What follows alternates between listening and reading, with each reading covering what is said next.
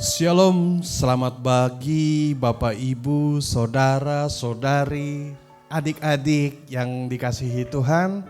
Ya, apa kabar hari ini? Luar biasa diberkati Tuhan. Baik, sebelum kita melangkah dalam kegiatan aktivitas kita masing-masing, kita akan merenungkan firman Tuhan terlebih dahulu dan kita berdoa. Tuhan Yesus, kami akan merenungkan firman-Mu, Roh Kudus sertai kami dari awal hingga akhirnya. Dalam Kristus Yesus kami sambut sabda-Mu. Amin. Saudara, saya akan bacakan dari kitab Yesaya. Ya, Yesaya pasal yang ke-55 ayat yang ke-7, demikian firman Allah. Baiklah orang fasik meninggalkan jalannya dan orang jahat meninggalkan rancangannya. Baiklah ia kembali kepada Tuhan, maka Dia akan mengasihaninya. Dia dan kepada Allah kita, sebab Ia memberi pengampunan dengan limpahnya. Saudara, di pagi hari yang indah ini tema kita berkubang dalam dosa. Ya, seekor domba dan seekor babi, tahu babi ya, kaki 4 yang pendek, sapi pendek kalau Pak Bimas bilang, ya itu reaksi yang berbeda terhadap kalau ketemu satu kubangan. Tahu ya satu kubangan ada bolong di tengah lumpur gitu ya, ada airnya. Seekor domba yang terjebak kalau dalam satu kubangan akan merasa tidak nyaman pada kubangan itu. Ia akan berjuang, meronta, mengambik-ambik, mbe gitu ya kan. Saya bukan mbe, jangan dipotong nanti saya lupa ya kan. Mbe sampai dia berusaha untuk keluar ya. Dia gak mau di kubangan itu. Sebaliknya seekor babi justru kalau tercebur di kubangan itu, dia malah berkeliling-keliling, gusuk-gusuk, malah senang dia di kubangan itu ya. Ketika menemukan kubangan itu, malah kalau bisa dia balik lagi, meluncur lagi masuk ke dalam dengan kegirangan si babinya itu. Sebaliknya, ia akan menjerit kalau bila ada yang berusaha mengeluarkan dia, si babi itu dari kubangan itu.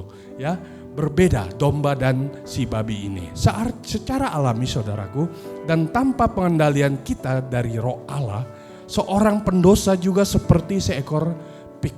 Kasar kali kalau saya bilang babi ya. Pig lah ya, babi ya. Mencari-cari ruang yang jahat dan juga selalu yang namanya hidup dalam pencobaan. Serta tidak ingin dibebaskan dari dosa. Namun dalam Alkitab, pengikut Kristus diumpamakan sebagai seekor domba. Ya, kita domba, Tuhan Yesus gembala. Ya, seharusnya tidak pernah ditemukan dalam kubangan dosa kalau kita domba.